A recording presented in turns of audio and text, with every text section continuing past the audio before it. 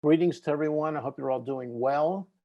So we're following up on the spring's great documentaries class with 5 more contemporary documentaries of uh, not only great power and creativity, but of certain amount of innovation.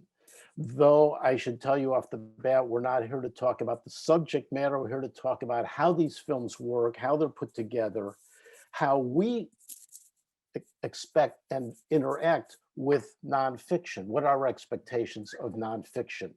So the 5 films, and I presume or hope or anticipate that many of you have seen at least some of these films in the years since they originally came out. We're going to start with a first-person documentary by Ross McElwee called Sherman's March, about his romantic life and Southern history. And then we'll go to a film that I think most people know. It won Errol Morris his Academy Award, the Academy Award he should have won for The Thin Blue Line. He received for The Fog of War in 2003. And then Man on Wire, made by the British documentarian James Marsh, about the infamous incident of a tightrope walker between the Twin Towers back in the 70s. That's called Man on Wire.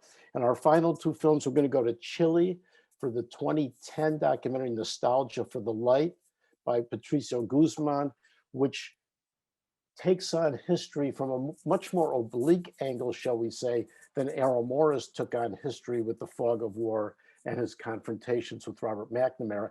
And our 5th film is from Canada, Stories We Tell, the actor, director, writer Sarah Polley's take on her own family history.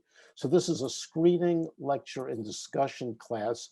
You will watch the films outside of class. 4 of the 5 are available for free. Then I'll begin each class with a bit of a lecture, and then we'll have a conversation. And we'll have breakout rooms, we'll have Q&A, and we'll have discussion.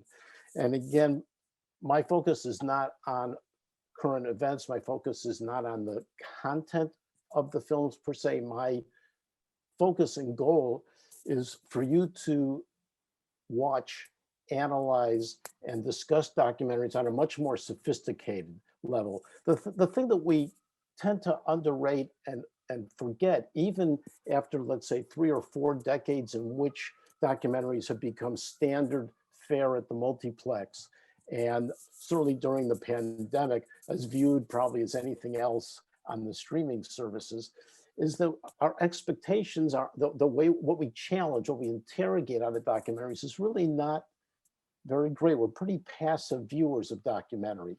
And my goal is to make you much more perceptive and analytical and incisive and active viewers of documentary. So 5 sessions in June, 5 pretty terrific films. I think you will agree. And I look forward to seeing you then. Thank you.